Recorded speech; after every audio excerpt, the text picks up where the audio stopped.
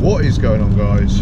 Welcome back to the channel and welcome back to the vlog. It's been an awfully long time since I last did a video, and as you can see by the weather today, it is rather damp, to be quite frank. It is Beaulieu Supercar weekend.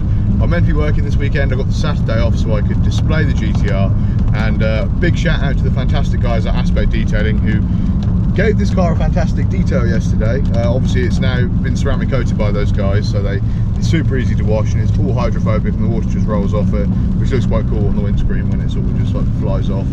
But we're driving all the way to Beaulieu with probably very muddy roads and in the wet, so I'm going to save on fuel, which is sort of a positive because semi-slicks in the rain, cup twos, don't go too well together. And I'll keep those turbos firmly turned off today because I don't want to yeet it into a tree or lamppost. Hopefully it'll be a fantastic weekend. There should be some really nice supercars on the driveway. We are displaying, so we're entering via the displayer's entrance, hence the relatively early start, because it is just gone 8 o'clock, so we got up just before 7, didn't we? Shah was really happy about, weren't you? Loved it. Huracan in front of us right now, 610-4 with the number plate Faster You. He's not, I've got what, 40 more horsepower than him at least, unless he's supercharged. If you are supercharged, buddy, I apologise, you are faster than me, but odds are you're probably not. And he's like, yeah, what VF engineering supercharged, man, got 850 brake horsepower and standard before. Yeah, he doesn't know, does he? But yeah, cool plate anyway, Faster You.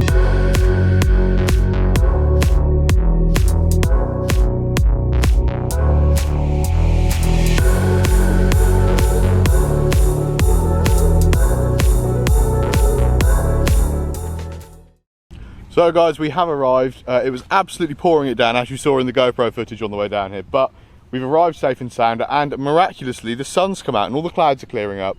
So all the enthusiastic supercar owners are desperately shammying off their cars as we speak to try and get them in a condition that's presentable. My parking's a little bit squiffy, but I think it'll be okay. We're next to a lovely AMG GTS, Bentley Continental, and a Maserati over there, absolutely gorgeous. So hopefully we will, and obviously the Lotus Exige next to me as well, Exige S, very nice car.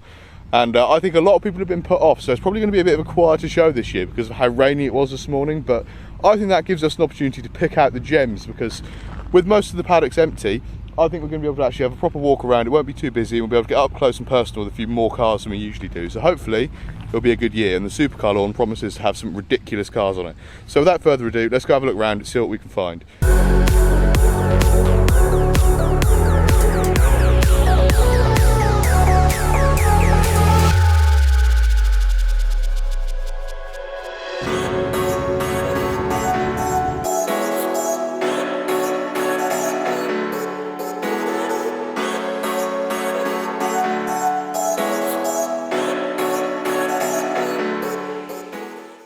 Before they let the general riffraff in, we're the supercar displayers, so we get priority access to the food tent, and I actually do desperately need a free sausage roll because times are hard, aren't they? Oh. Do you have to wear a mask? You have to wear a mask because you're a little dirty thing. We had a nice sophisticated pastry and orange juice for breakfast over at the hospitality tent, which was really nice actually, cannot complain. It's a perk of displaying the car. Shah's tea's leaking apparently. I had orange juice because I didn't want anything hot because I'm just spilling it all down myself. I'm quite warm. Like a child. Or like a wet myself. That's still staying in the vlog. So that's DBS there. That's what started up. Absolutely lovely. But yeah, we were talking to this very, very nice Bentley owner who had a 09 Continental GT, the W12. Really nice, beautiful spec. He polished the alloys on it so they were like almost chrome effect, but not quite, slightly less shiny than that. And yeah, he was saying it was actually relatively reasonable to run, 20 plus miles per gallon on the motorway. So I think I'm very tempted by the Continentals as an addition to the garage, or rather a swap out for the Peugeot. Quite a big, it's an upgrade. It's a very big upgrade. Well, it's a swap out because we're swapping one car for another. It's just the swap's like, it's a very big change. My argument is it's not a daily because the fuel economy is so bad. Yeah, but so you know again, it'll be, oh, we can't take it out because the fuel's so expensive. We'll just take the Polo. We can't take the Peugeot because we don't have it. Well, I'll probably keep the Peugeot because I tried to sell it last week for a couple £100 and no one wanted it. So I think. Are you surprised? I mean, yeah, it is leaky and smelly and head gasket faily and everything about it's horrendous. But actually, you know what? You should stay tuned, because the next video we're going to be doing will be happening in 3 weeks' time, and that is going to be an awesome video, because we are planning on doing an exceptionally long road trip in the Peugeot, sort of like a send-off. I personally think it's going to do it and not break down, but Shah and everyone else of my associates tells me it's going to be dead. I'm really excited for it. It's going to be sick, because we're going to do a very, very cool road trip in it. Hotels and Airbnb, so and we're going to go camping. And it's over my 25th birthday, so it is a go ahead. We're doing it all. But stay tuned and watch this space, because it's going to be the coolest video I've ever put on my channel, I reckon. Here's the Lamborghini paddock. Obviously, money no object. I would be driving around in a V12 Lambo, but I think a W12 Bentley and a V6 GTR are going to have to do for now. But yeah, I just swoon every time I see an Aventador. They're just my favourite car in the world. These two obviously Aventador S's, so they're the 740-4, 6.5 litre V12. Just gorgeous. 700 horsepower, well over 700 horsepower, like 720, 730. Single speed box, so it punches you in the back every gear change. Oh god, I want one so bad. Check out how fat this Mustang is, like Jesus Christ. Look at that Cogsam Koenigsegg, Regera, gold wheels. That gold you see in the paint is actual gold. Ridiculous. Absolutely ridiculous. That's a horsepower flex. What's the Regera like? 1,600 brake? I can't imagine they're going to let that do a demonstration run on a day like today, but hopefully. So here's a cool GTR. Obviously this one's a 2017, as you can see by the facelift. Same alloys as me, obviously, because I've got the 2017 alloys. However, these ones have been painted like a very light sort of gold colour, and I think it looks absolutely amazing.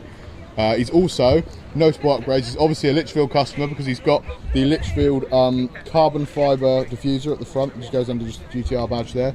And additionally, same as me, he has the GTR Litchfield carbon gurney flap at the back, which I think really finishes these things off. And I actually really like the black roof, although if I was going to go black roof, I'd personally, if I could afford it, love to go for a full carbon piece, but it's very expensive. But I'm actually quite inspired by these painted alloys. I think they look sick. What do you think, Shah? Do you prefer them black? Oh, see, she's trying to get me to not spend money painting my wheels, but I actually think they look sick. They really suit the car. There's a Pista for sale at the moment at Podium Cafe as well, and they're so cool. They're around the 300 grand mark at the moment, so I think they've gotten into that sort of sweet spot for high-end limited Ferraris. I don't think they're going to lose much more money, to be honest. Obviously, twin turbo, 4 litre V8, like 700 odd horsepower, absolutely gorgeous car. Active aero, and I think that bonnet scoop's just so aggressive on these, and the carbon fibre quality is just unreal. Absolutely gorgeous car.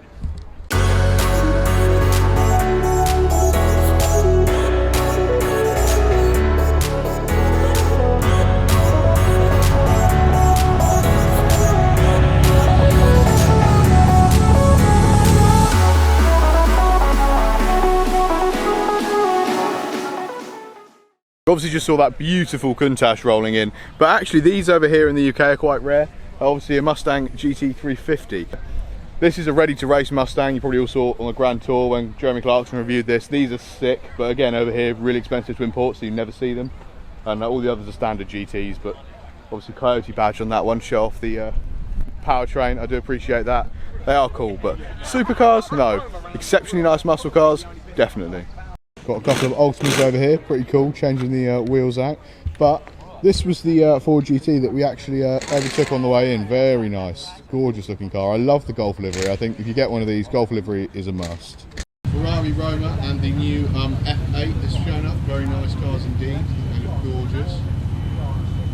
Definitely a couple of gems over here in the sports and performance display. I'm not sure why these cars have been segregated to this area, but I guess a few of them should be maybe. But 350Z, yeah, not a supercar, sports and performance, 100%, but definitely another dreamy daily. I mean, it's the same base block as the GTR, I think, in terms of the engine.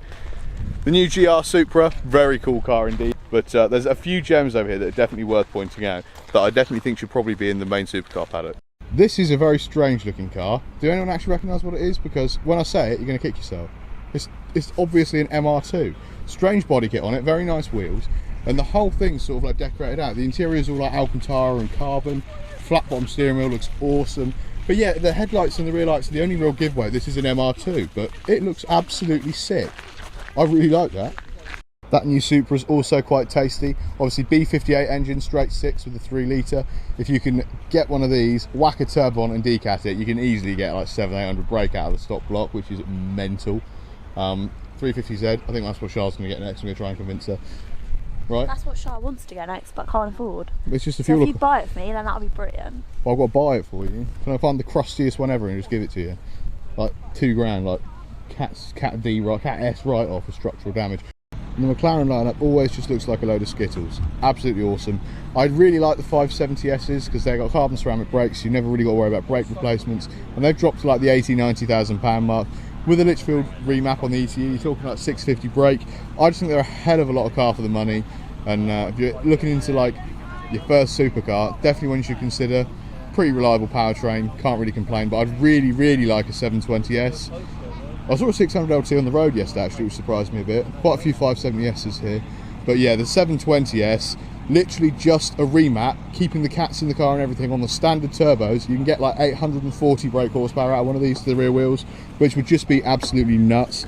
But reliability is a bit of a concern. 120 grand, I can't afford that, so I'd be better off just whacking bigger turbos in the GTR. But I think for the money, just like a ridiculous amount of power and performance. Actually, I think I quite like it in this Storm white paint, but I'd probably go for the orange over there, over the white. But I'll be pretty happy with either, not going to lie. Now Charlotte, being the uncultured swine that she is. I know what this is. It's a Lamborghini. Okay, what Lambo is it? It's got the same engine as a Countach. Yeah, or any V12 Lambo really. Oh. Yeah, and what's it called? It's an LM002, commonly referred to as the... I don't know. Of course, it's the Rambo Lambo. I know these are extremely limited run. They were actually like designed for military use. But again, a V12 in the front of that's just obscene. Apparently, it's like the heaviest clutch in history. I would die to drive one of these. It's basically just like a lifted Countach, basically. Absolutely mental. But you can imagine what driving that around would be like. It would just be absolutely insane. What a car! If I ever saw one of these on the road, I would poo in my car. What's it called? A Rambo Lambo, an LM002. You're going to remember that next year when it's in the same spot, aren't you?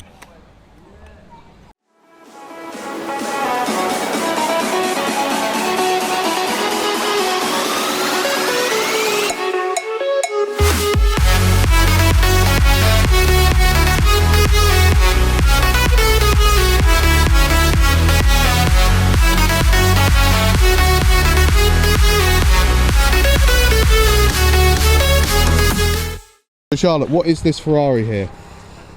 You give me some stats and I'll correct them for. Come on, let's go. So this is the most powerful production Ferrari ever made. Oh, I don't know that. Actually, it is as of this year. It is called an SF90 Stradale. To be specific, what powertrain's it got, Charlotte? I don't know any of the answers, but not. Okay, it's a V8 twin turbo with a hybrid powertrain making exactly 1,000 brake horsepower. Does a quarter mile in 9.2 seconds and makes my Litchfield Stage 4.25 GTR look like an antiquated piece of crap, to be quite frank. £500,000, probably quite well spent. Charlotte got this one right. What is it, Charlotte? Tell us. Ferrari F40. It's a Ferrari F40. What engine's it got? To be fair, I only guessed because of the number plate. Kind of gave it away a bit. Oh, okay. I'll give it half points. What engine's it got? I literally have no idea. What do you reckon it's got? You do the specs, that's your job. Oh, come on. What do you think it's got? You'll probably be quite surprised with this one, actually. I mean, you know what the engine block is, but you'd be quite surprised whether it's forced induction or not. She's going to get it. I don't. You're for the facts. Okay, here we go. So it's a V8 twin turbo. It was pretty much the first car that standardised turbocharging on a road car.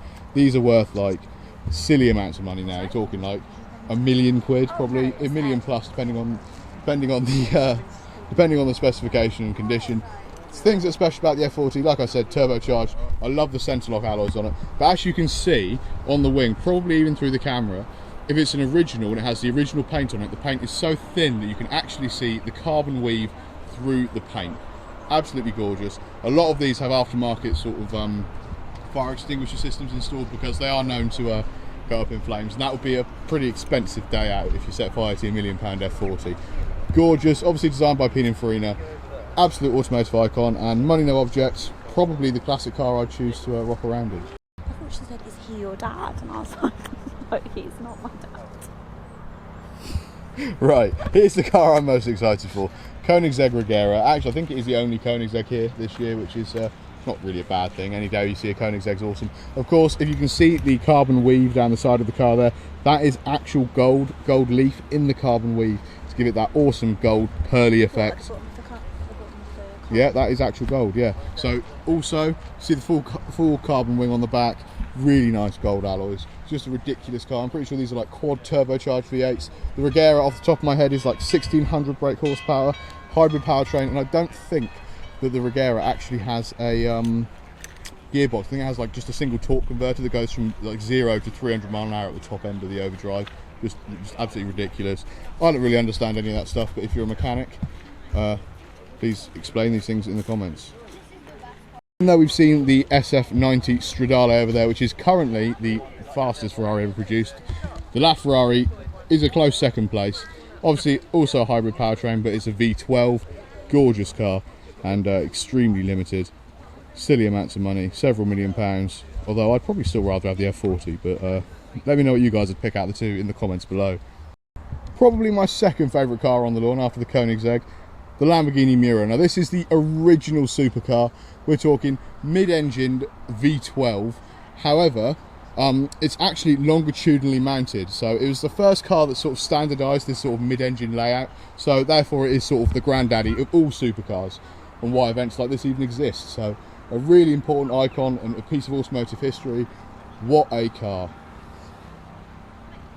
So Lamborghini, obviously, as most of you probably know, was originally a tractor manufacturer, and he told Ferrari when he bought this Ferrari, Ferruccio Lamborghini that is, that it was imperfect and there are things he could do to improve his 250 or whatever it was he owned, and he was obviously told quite politely to go fuck himself, because Ferraris are perfect, of course, according to Enzo Ferrari. But he then commissioned this, the Miura. Now this was actually like a project that was designed by I think a few engineering students, and it was pretty much the standard formula for all supercars going forward. Mid-engine, big engine, lots of horsepower, rear-wheel drive, and just an absolute blast of a car to drive. Worth silly amounts of money. Seen one on the public road before and absolutely screamed like a little girl, but what a car. This lawn just keeps getting better and better. Obviously, this was, for a short while in the 90s, the land speed record holder for production cars. This is obviously the Jaguar XJ220. I think this thing did 217 mile an hour at the top end, despite the badge saying 220. Obviously that's a ridiculous top speed, and in an agricultural car like this, absolutely ridiculous. I can't imagine how terrifying doing 217 mile an hour in an XJ220 would be, but bucket list. Hopefully one day I can experience it before these things just aren't around anymore. But I mean, they're collector's items now. I think they're very rarely driven, so. But what a car, 217 mile an hour at the top end. Just in case you weren't already F40'd out with the other F40, here is another F40 next to one of the Zagato shooting brake Aston Martins. You can actually even see the fleck of pearl in the paint from here. Absolutely ridiculous. Very cool indeed. My dream car in terms of sort of mass production supercars with no limited number is probably an Aventador SV, but the SVJ is actually sort of an upgrade on that because it has active aero, the same naturally aspirated V12, making 750 brake horsepower at the crank, I think 760 PS, single clutch gearbox, carbon ceramic brakes, and over 750 horsepower out of a naturally aspirated engine. Absolutely obscene. Such a ridiculous car, so many gorgeous angles on it. And again, money no object. You could probably almost daily one of these because it's not limited production. You wouldn't be super worried about it. Part availability would probably be all right. And yeah, it's just gorgeous. And they are actually coming down in price at the moment. So hopefully one day an Aventador will be in the stable. But I doubt it'll be an SVJ. Again, dream is the SV, but what a car. What a car. I love the Centre-Lock alloys on it as well. Absolutely gorgeous. Now here is a cool car that's much more modern. Ford GT, released in 2017. Very cool car, similar to the GTR in the fact that it has a V6 twin turbo, but that's about where the similarities end, because obviously this is mid-engine. Gorgeous flying buttresses where you can actually see the air travel through the entire side of the car. Full carbon wheels. Very scary. You can imagine how expensive curbing them would be. Probably ruin my entire year if I just ruined one wheel. But probably for an owner of something this expensive, less of a qualm. But what a spectacular car that is. And it's crazy that they get like 600 horsepower out of a 3 litre V6. I'm pretty sure they're like 3 litre in this. But yeah, twin turbo V6s for the win. Hence the awesome number plate I've got.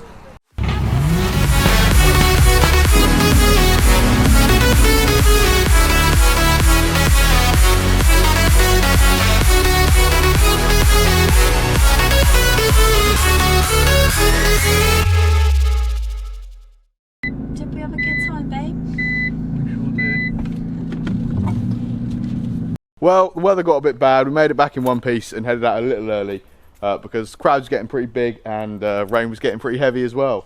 GTR's back in one piece. A bird pooed on it on the way back, but I've promptly wiped that off with the Autogleam bird poo wipes, premium AF. And I'm happy to be back in one piece. It was really good to be at a car event again after like 2 years with none. But now back to normality, back into the Peugeot 106. And actually this has got a few updates since you guys have seen it last as well. Because we have a premium racing stripe on the front. That's +1 horsepower, so it's now 60 horsepower just because of the racing stripe. We also had some leaking issues because we did some lightweight modifications, including roof liner removal, which meant it filled up with water. So we've got this butyl tape, really nice styling choice on the sunroof there to keep the car dry. We also put loads of filler in the roof as well, hence the filler that's all over the seats. Don't worry, I'm going to get some seat covers to make it look a bit more premium. We put a premium sound system in it. Basically, this car is now just premium. Oh yeah, and we painted the Steelies white as well, which as you can see looks premium. Anyway guys, hope you've enjoyed this soiree back into the supercar world after basically a hiatus with none of it because of COVID. And I'll see you guys very soon with more videos. But big hint on what the next video is, it's like a 2,000 mile road trip in this. Is it going to last? Probably not. Tune in and find out.